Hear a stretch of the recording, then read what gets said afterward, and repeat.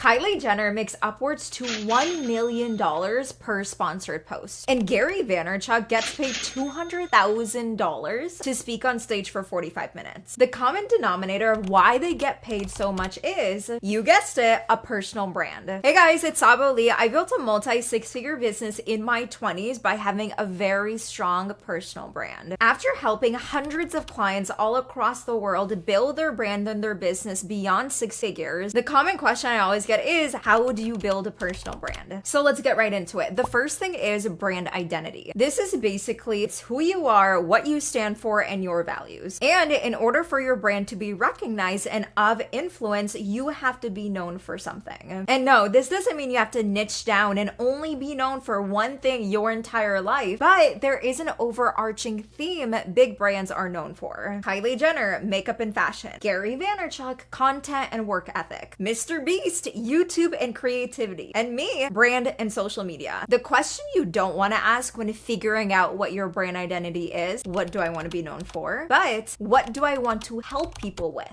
So think about it. Is there something your friends always ask you advice on? Or maybe something you do at work? Or possibly a passion that you haven't pursued yet? When you see creators blow up on TikTok and YouTube, they do it because they're giving advice on things they know about, like money, relationships, dating, travel, literally anything. And that is the reason why people love personal brands and follow them religiously, because the brand is giving the followers something they want. And this can be in the form of education, vision, entertainment, or even love, like a best friend. People end up following them, tell their friends, and then their friends tell their friends. And in result, they turn into a very large personal brand. Now, aside from being known for something, a lot of big brands are built through personality traits or other people. And that is what I called brand association. So this is basically a connection people make with your brand and something else. And this something else can be an object, person, experience, feeling, word, anything. And if you know the story of Kim Kardashian, before she got famous, she was working for Paris Hilton, who already had a very big brand herself. Since Kim was her personal stylist, her brand became associated with Paris Hilton, and automatically she became more known and more of influence. Now, of course, there's way more to Kim Kardashian's story of how she got famous, but you guys get the point. Another great brand association is like Starbucks and pumpkin spice, or like basic white girl. Alex Hormozi in the fitness industry, of course, now is in business, but people know his personal brand for dessert. Never skip dessert. Now, I personally have things my audience knows me for. First thing is fashion. I love clothes. Food, I'm a total foodie. And then, of course, the word unforgettable. That is my brand. It's a construct that either the brand itself purposely expresses or is developed with the clientele and audience. Now, this can actually happen in a positive or negative way. If you associate yourself with someone or something that doesn't align with your values, that can actually hurt your brand in the long term. So as you develop your brand and gain more status, you want to be super careful in who you are associating your brand with, because brand association is what actually molds brand perception. Now, brand perception is basically the lens of what your audience believes to be true about your brand. Now, a lot of the times people can perceive your brand in a lot of different ways based on the experience they had in the first place. Now, brand perception, it's controllable. The phrase perception is reality is literally the biggest bullshit I have ever heard. And the reason why it's controllable is because you are presenting yourself a certain way on social media. Now, your brand can be skewed in a negative way when you don't have the right associations with your brand, or you're not portraying and creating content on social media that actually aligns with the beliefs that you want to influence your audience with. So for an example, a few months ago, Bud Light did a huge campaign that became so controversial, they lost over $365 million.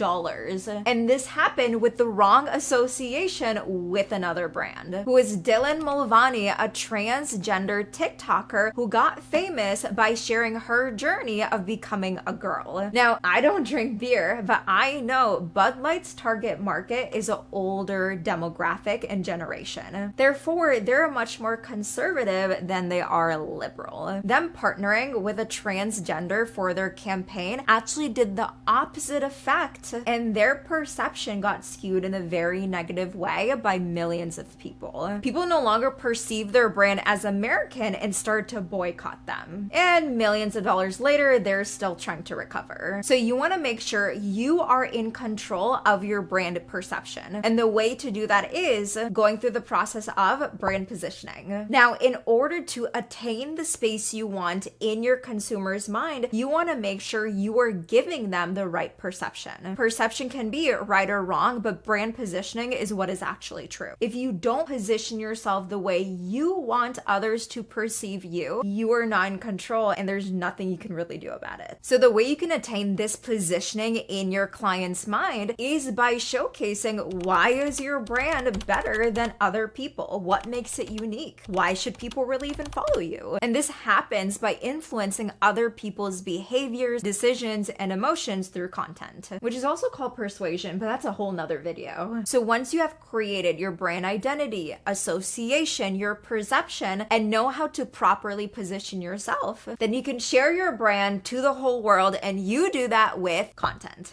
As you start to create content on social media, people will start to recognize and remember you for certain things you do love and say. When they start to develop that real connection with you, they don't just become a follower, they become a lifelong loyal community member. Now, if you're just starting off in building your personal brand on social media, I would choose one platform to put all of your effort and attention in. Once you start to build up your audience on that platform, then you can expand to other platforms. Now, one thing you don't want to do right away is outsource content to other people. This is one of the biggest mistakes that I see creators and business owners do when they really focus on building their personal brand online. Now, this doesn't mean you can't get help from other people, but your energy, words, and concepts, they cannot be duplicated by somebody else. So what I do is I create all my content, as you can see, but I have a team of editors who help me edit my content and then of course share and distribute it on all of my social media platforms. The other question I get a lot is how frequently and how often should we be posting on social media? Every day. And here's why. Let's say you have two people. Person number one posts one long form video every single day. And let's say that video gets 1,000 views. They are seen and recognized by only 1,000 people. And if that viewer has only seen them once, they might not even become a loyal community member right away. But then let's say we have person number two who posts two long form videos a day, each getting 1,000 views, and in total they get 2,000 views. But they go a whole nother step. They take that long form video and chop it up into 5 short form videos. And then in total, they have 10 short form videos that also get 1,000 views. So that brand just went from getting 1,000 views a day to over 10,000 views a day. And they didn't even have to create that much more content. Now, does this mean more content equals a bigger and better brand? Absolutely not. More good content does equal a bigger brand. Because I'll tell you, I have seen people post every single day, multiple times a day. Quality is bad, audio is bad, lighting is bad, concepts are bad. There is no personality. So don't focus on volume right away if you can't even create a quality piece of content that people really resonate and connect with. So if you want a faster, bigger, more reputable brand, make sure to post consistent content that's actually really good. Now, after you have all of this working together, your brand and your content, you will have an audience who is waiting to buy from you. And that is when you can monetize your brand. And you can start to make money with your own products or work with other businesses to promote their products. Monetization becomes so easy because you already have an audience that is built up for a specific niche that, once again, your brand is known for. So naturally, you're going to promote a product that you like and you use. And that is how I have made multi-six figures in my business, by creating products I like, I use, and my audience naturally wants. And this is also where you can get huge